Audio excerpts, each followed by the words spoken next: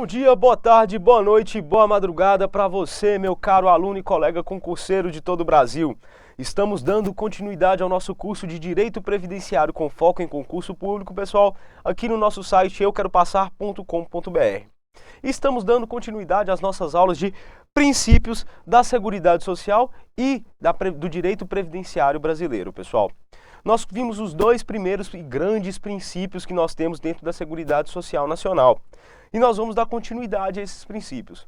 Pessoal, vamos tirar da cabeça aquela colocação que a gente tem, principalmente quem veio da faculdade de Direito, ou então que começou a trabalhar com esses concursos, com esses pré-concursos estranhos que nós temos aí, que desfiguram, que fazem pouco caso dos princípios constitucionais e dos princípios da Seguridade Social e do Direito Previdenciário. Todos os princípios são a base que nós temos da legislação nacional, pessoal.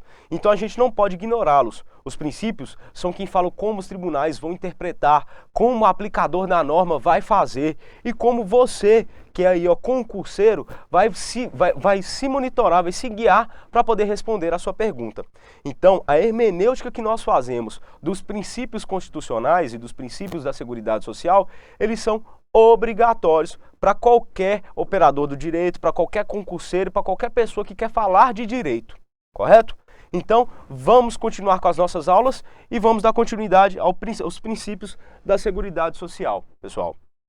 Aqui, nós vamos começar falando do princípio da seletividade e distributividade, pessoal. O que seria isso? A capacidade econômica do Estado, ou seja, a capacidade que o Estado Nacional tem para poder efetuar os pagamentos e efetuar aquele controle e aquela efetiva proteção das pessoas em estado de necessidade, limita a universalidade de atendimento e de cobertura. Vocês viram, como eu disse para vocês na aula passada, que o nosso princípio da universalidade ele vai ser mitigado por várias e várias vezes, inclusive pelos próprios princípios da Seguridade Social? Pois é, esse é um desses princípios que vai fazer isso. Por quê? Porque esse princípio, pessoal, ele trabalha com a capacidade econômica do Estado, com a capacidade contributiva daquela pessoa que vai contribuir para o sistema previdenciário, correto? E por isso mesmo, ele vai cercear, ele vai mitigar o princípio da universalidade de atendimento e de cobertura. Como isso vai acontecer? Nós temos visto que as necessidades são sempre maiores e renováveis do que as condições econômicas do país para fazer face a essas necessidades. Então, pessoal, deve-se otimizar os poucos recursos existentes, selecionando e distribuindo melhor as prestações. Então, ao contrário do que muitos podem achar lendo o princípio da universalidade, que nós vamos ter todos, vão estar abarcados pelas prestações de Seguridade Social, aqui nós vemos que não, pessoal.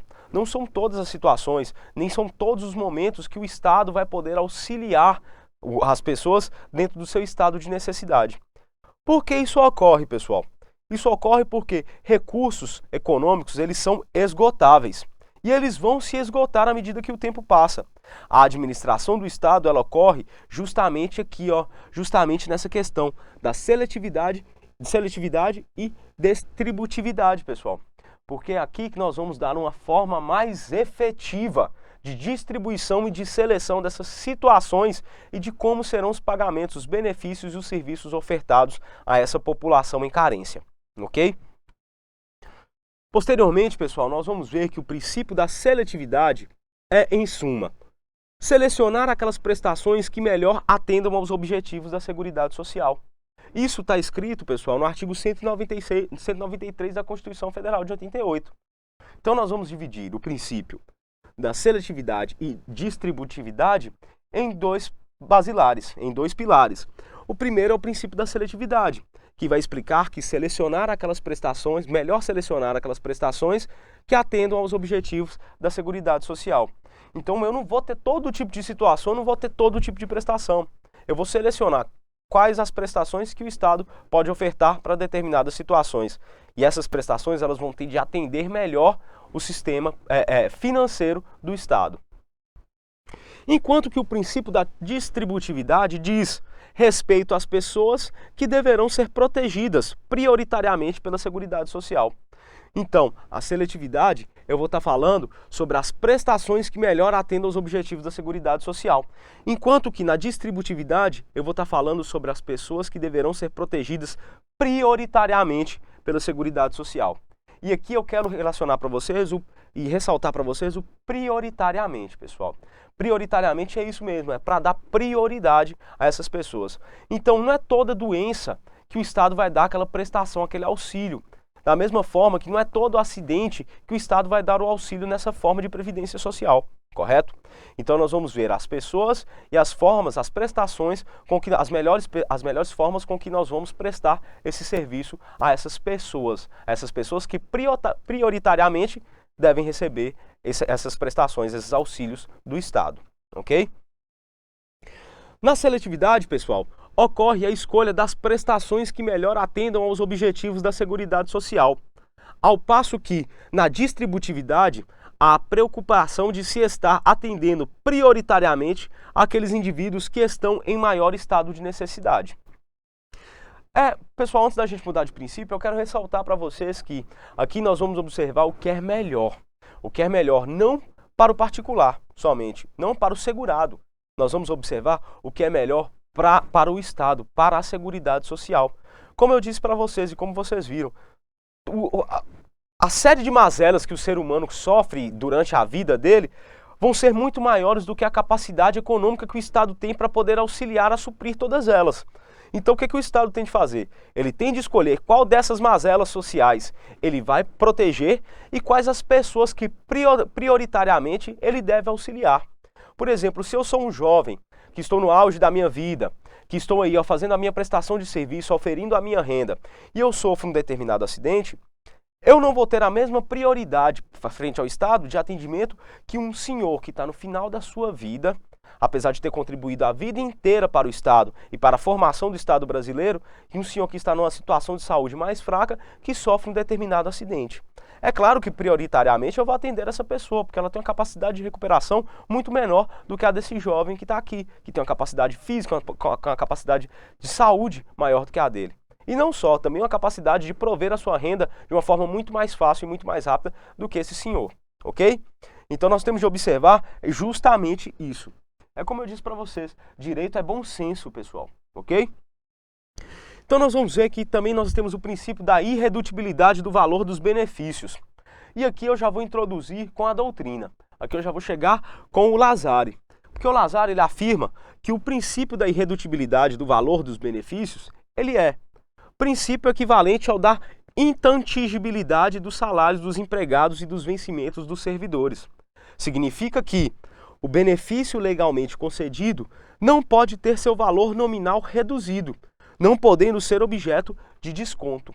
Então aqui nós estamos falando de um princípio que vai falar justamente de que nós não podemos diminuir os benefícios, o valor nominal dos benefícios que já foram instituídos pelo Estado. Ele é um desdobramento lógico daquela questão que nós temos dentro do direito constitucional, que nós vamos observar que o direito garantido, correto? Então, se eu tenho esse direito meu já garantido, um direito que já foi abarcado pela legislação nacional, eu não posso estar diminuindo, eu não posso estar modificando de forma aos seus valores nominais. E aqui nós estamos ligando aos valores nominais serem reduzidos, pessoal. Pode-se dizer que é uma aplicação do princípio da suficiência ou efetividade na medida em que se determina que o valor do benefício não será reduzido, sendo que essa vedação é uma redução nominal. Sempre, pessoal, quando nós vamos falar da irredutibilidade dos benefícios na Previdência, nós vamos estar falando do valor nominal dos benefícios, correto? É isso que quer dizer para a gente, não é de qualquer valor, não é de qualquer modificação que ocorra dentro desse benefício, não. É acerca dos valores nominais desse benefício, e somente em relação a isso, tá? Todavia, pessoal, apenas a proibição, a redução do valor nominal dos benefícios não é garantia de que se evitará a sua irredutibilidade.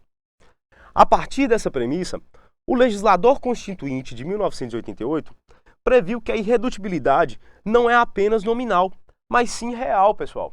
E isso vem do Constituinte de 88. Então não é só o valor nominal da prestação que o Estado está dando para aquele segurado, ela também do valor real. Então, tudo que eu faça para modificar o valor real do benefício que esse segurado vai ter é inconstitucional, pois ele está ferindo um princípio constitucional que está esculpido no artigo 201, parágrafo 4º da Constituição Federal e também no artigo 58 do ADCT. O ADCT é ato das disposições constitucionais transitórias.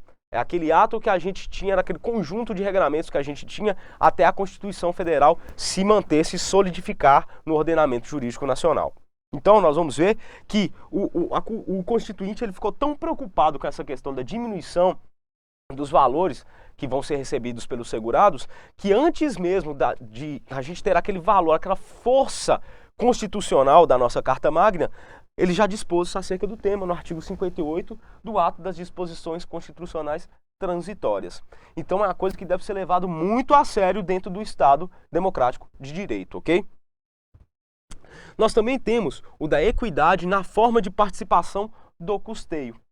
E o que seria essa equidade na forma de participação do custeio, pessoal? Esse princípio é o desdobramento do princípio da capacidade contributiva e da igualdade. Por quê? Cada pessoa deve contribuir na medida de suas possibilidades, ou seja, quem tem maior capacidade econômica deve contribuir com mais. Então nós vamos ver dentro do INSS que nós temos duas possibilidades de contribuição. Nós podemos contribuir a um valor menor e um valor maior, correto? Isso vem de onde, pessoal? Isso vem da nossa capacidade contributiva, da nossa capacidade de contribuir para esse custeio da Previdência Social Nacional. Visa este princípio, dessa forma, implementar os princípios da igualdade. E aqui eu ressalto, não é aquela igualdade vulgar que você tem na rua. É tratar igualmente os iguais e desigualmente os desiguais na medida de sua desigualdade. Que é um princípio esculpido no artigo 5º caput da Constituição Federal de 88. E nós temos também o da capacidade contributiva, que também é um princípio que está constante no artigo 145, parágrafo 1º da Constituição Federal de 88. Então, como vocês podem ver, os princípios que nós temos da Seguridade Social e do direito previdenciário, eles emanam sim da Constituição Federal, mas eles são um caso à parte dentro dos princípios do direito, pois eles são extremamente específicos, como vocês podem estar observando. Então, dessa forma, pessoal, pode-se citar, aliás, vou falar para vocês primeiro, como os exemplos, acerca desse tema, acerca dessa questão da capacidade contributiva que nós vamos ter e da igualdade. Que seria o quê? Os seguintes artigos, o artigo 20 da Lei 8.212, o artigo 195, parágrafo 9º da CF de 88. Vocês peguem esses artigos e dão uma lida em casa, para vocês observarem como é que acontece essa questão do poder de contribuição e do poder de custeio dentro da Previdência Social Nacional, ok? Nós também vamos ter aqui a diversidade da base de financiamento, pessoal. E como o próprio nome já diz, a diversidade da base de financiamento pode ser objetiva, no que se refere aos fatos geradores da obrigação de pagar contribuições sociais.